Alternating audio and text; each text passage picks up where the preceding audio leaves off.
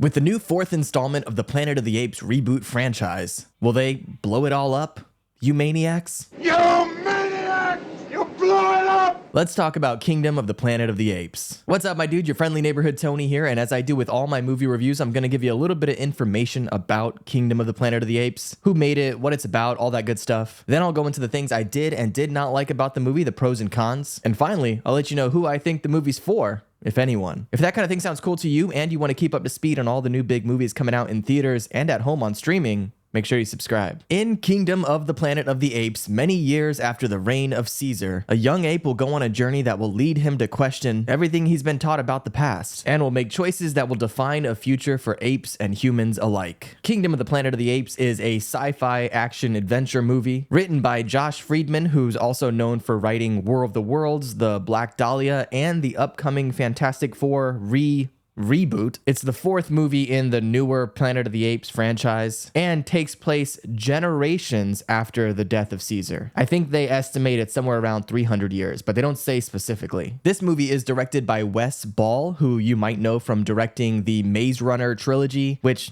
to be fair, I haven't seen any of, but I have heard some mixed reviews on it, even though that trilogy did make a ton of money. Apes is in theaters this weekend and is rated PG-13 for some intense sci-fi action and violence. And it comes in at just shy of 2.5 hours. The movie stars Owen Teague. He plays the main ape in the movie, Noah. You might know him from the more recent It movies, as well as a recent movie with Julia Louis-Dreyfus called You Hurt My Feelings. He played her son in that, if you've seen it. He's also from the Tampa Bay area, so shout out to my dude, repping that 813, I guess. The movie also stars Freya Allen, who you might know from the most recent Witcher series. She played Ciri in that show. There's also Kevin Durand, who plays the villain in this movie. He was most recently in Abigail, which is that vampire movie about the little ballerina girl. I did a full review of that. I'll link that, I think, right up here and at the end of the video if you want to check it out. It's actually a really fun vampire flick, and he was phenomenal in it. I love his character. You've also got Peter Macon in this movie. He's from The Orville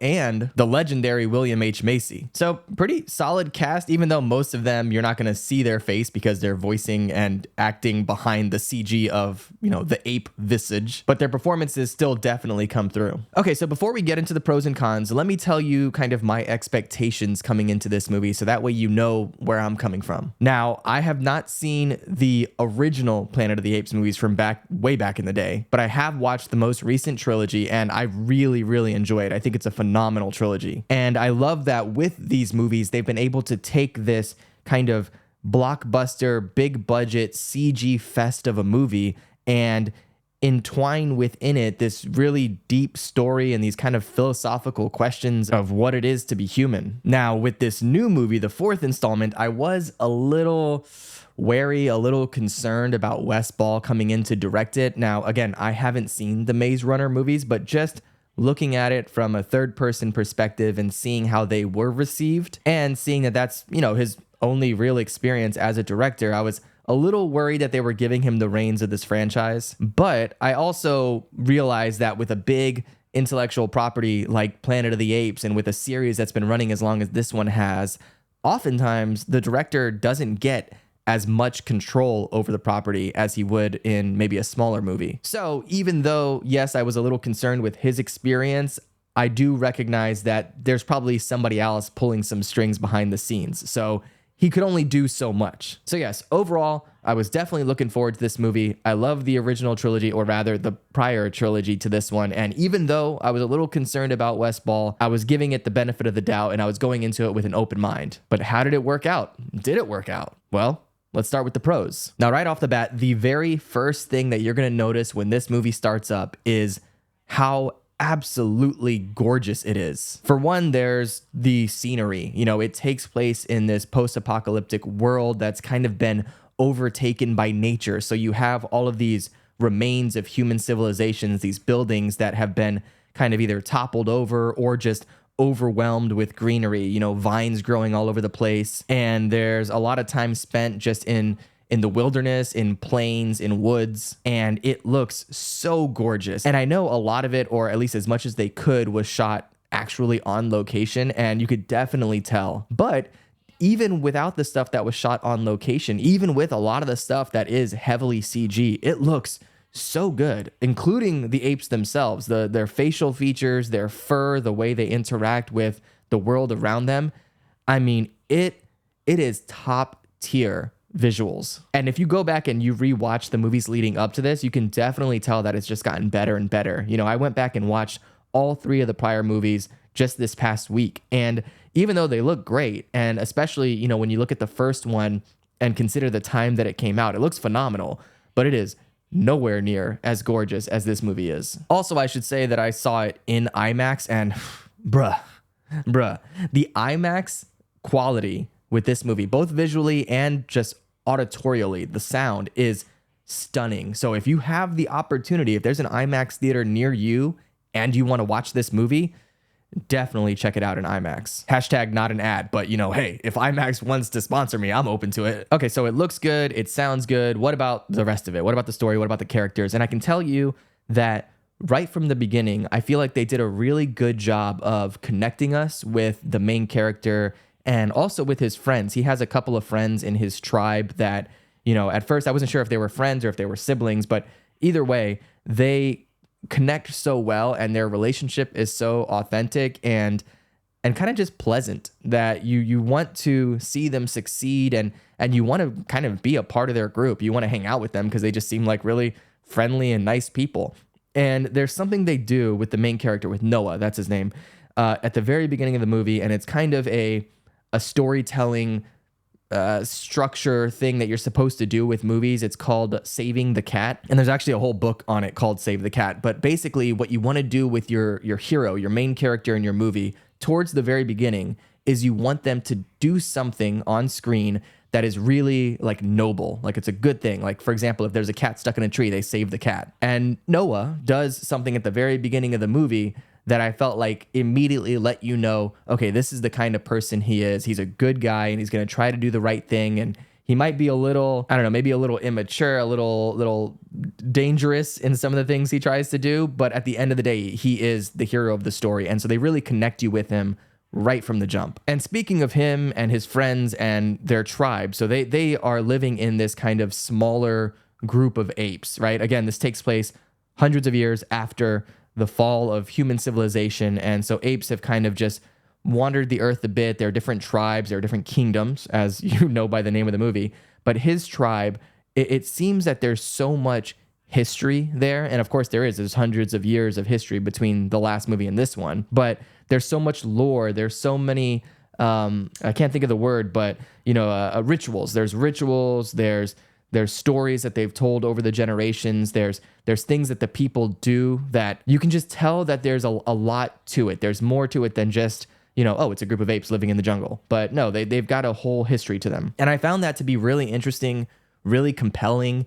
It kind of made me want to know more about what's been going on these past several hundred years or these past, number of generations. So, kudos to the writer and to the storytellers for kind of building on the world and not just keeping it super small. They actually expanded the lore. I also really dig how the development of the apes as societies kind of mirrors a lot of what humans have gone through throughout time. And, I don't want to spoil anything, but we know that this movie is about a kingdom of apes and that there are tribal groups and, developments and you kind of see how the history of maybe specifically Caesar and the stories that have been told about him over the generations, how that's developed over the years. And it mirrors a lot of what human civilization has done, whether it's in how they've grown from tribes to nations and kingdoms and so forth, or just in the human mythologies and religion and cults and how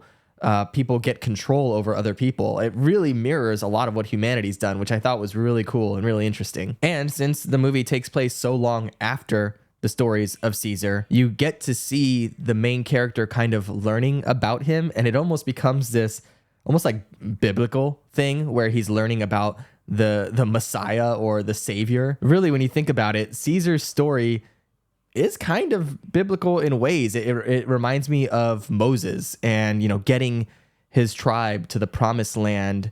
And, if you haven't seen the most recent Apes movies, he doesn't quite make it himself, but he gets his people there. And then you have, in this movie, the main character's name is Noah.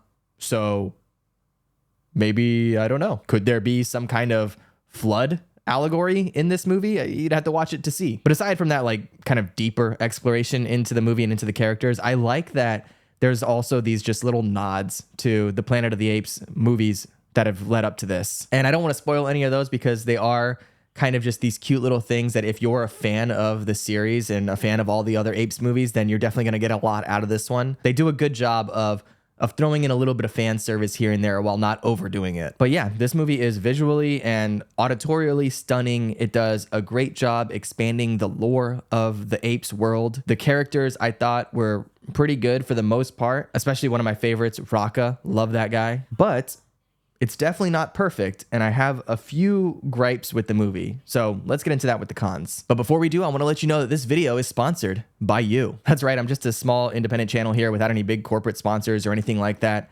So just by watching the video, you're really helping me out. If you want to be super dope and show your support in the easiest possible way, do me a solid and like the video and maybe drop a comment down below. Let me know, what do you think about all of the Planet of the Apes movies so far? Have you seen them all? I haven't watched the originals, so do you think that's something that I should go back and check out? You can also now join as a channel member if you want to help support me financially, or just subscribe for free if you want to keep up to speed on all the new big movies coming out. So either way, whatever you do, I appreciate it. All right, on to the cons. Okay, so the first thing that comes to mind as a con is that the story here, despite the fact that they're definitely doing a lot to expand the lore and the world, the story itself is pretty simple. It's a pretty simple, hero's journey from beginning to end. And they don't do a ton to make that unique. It can be a little paint by numbers and a little obvious from time to time. Also, the movie is just too damn long. Why is it that all of these movies have to be 2.5 hours? It doesn't need it. And there are definitely parts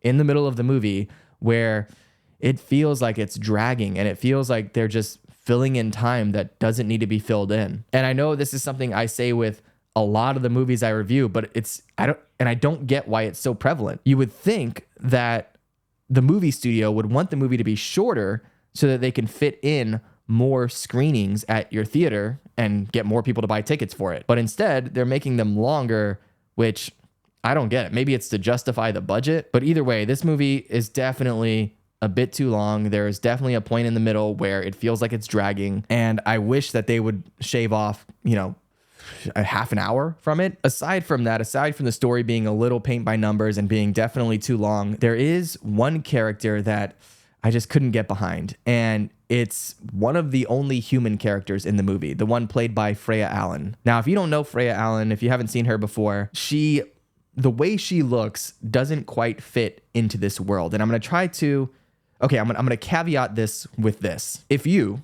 as an individual, want to get, a tattoo, that is your business. That is up to you. Go for it. That's none of my business at all. I don't care. If you want to get a haircut, then you can go right ahead. You enjoy that haircut. I hope it's great. If you want to get, maybe some work done, you want to get some Botox, you want to get some fillers, you want to do that buccal fat removal thing, maybe get a rhinoplasty, you do whatever you want. It's your face. That's none of my business. Now, that being said, when you're watching a movie that takes place hundreds of years after the fall of human civilization, where humans have reverted back to basically being cave people. They're primitive, they're wearing rags, and they're wandering the plains and drinking from rivers with zebras. That actually happens in the movie. But when that's the world that you're painting, and your main female character very clearly has had a lot of elective facial procedures done, it just doesn't fit.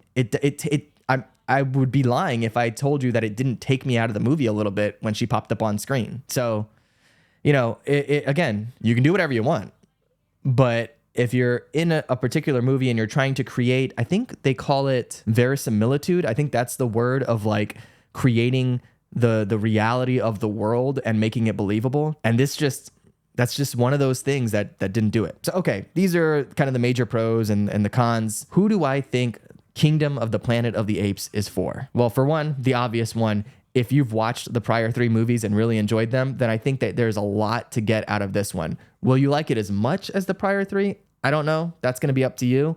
But overall, I think it's definitely worth seeing if you're a fan of those first three. And the summer movie season is definitely upon us now. So if you're looking for an excuse to get out to the theaters, if you want to watch a big, beautiful movie that takes you away to another world, then, I mean, yeah, Planet of the Apes for sure. I mean, between this and The Fall Guy, you've got a whole day at the theater that you can spend if you want to. Aside from that, though, who it might not be for is, for one, obviously, if you didn't care for the prior Planet of the Apes movies, this one's not going to change your mind. And if you're just maybe the kind of person who doesn't like the big blockbuster movies, if you are maybe a more serious film fan who likes, independent black and white dramatic stories about the human condition, I mean, you still do get some of that here, but it is more so, a spectacle of a movie. So if that's not your kind of thing, then you might not like this one. But either way, if Kingdom of the Planet of the Apes sounds good to you, definitely check it out in theaters this weekend. Again, IMAX, big recommend. If you've seen it already, definitely let me know what you think in the comments below. And if you want to keep up to speed on all the new big movies coming out, make sure you subscribe. All right,